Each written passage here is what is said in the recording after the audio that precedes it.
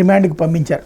ఇకపోతే ఇన్నాళ్లకు పాపం పండింది అంటూ ఎన్నో ఘోరాలు నేరాలకు పాల్పడ్డ పిన్నెల్లి మాచర్ నియోజకవర్గాన్ని చెంబల్లోగా మార్చేసిన అరాచక శక్తి, వైకాపా మొక్కల్ని తాలిబాన్ల మాదిరిగా తయారు చేసే ఈ దారుణ దమనకాండ, తెలుగుదేశం పార్టీ సానుభూతి పర్లేపై దాడులు హత్యలు అన్నటువంటి వార్తని హైలైట్ చేశారు.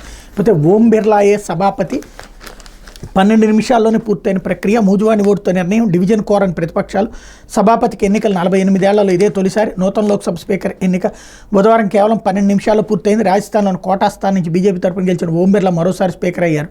ఈ పదవికి ఎన్నిక జరగడం 48 ఏళ్లలో ఇదే తొలిసారి. ఓం బిర్లా పేరును ప్రతిపాదిస్తూ ప్రధానమంత్రి నరేంద్ర మోడీ లోక్సభలో ప్రవేశపెట్టిన తీర్మానం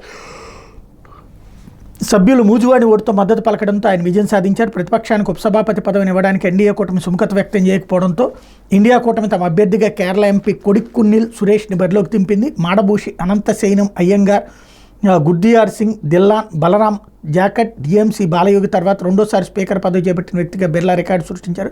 తొలి విడతలో 5 ఏళ్లు పూర్తి చేసి వరుసగా రెండోసారి స్పీకర్ పదవి చేపట్టిన తొలి వ్యక్తిగా బలరాం జాకట్ కాగా ఓం బిర్లా ఆ కోవలో రెండోవారు. ఉదయం సభ ప్రారంభమైన వెంటనే తొలి 2 రోజుల్లో ప్రమాణం చేయలేకపోయిన సభ్యులు ప్రమాణం పూర్తి చేశాక సభాధ్యక్షుడు ఎన్నిక ప్రక్రియను పుట్టన్ స్పీకర్ భర్తృహరి మాధవ్ ప్రారంభించారన్నటువంటి వార్తని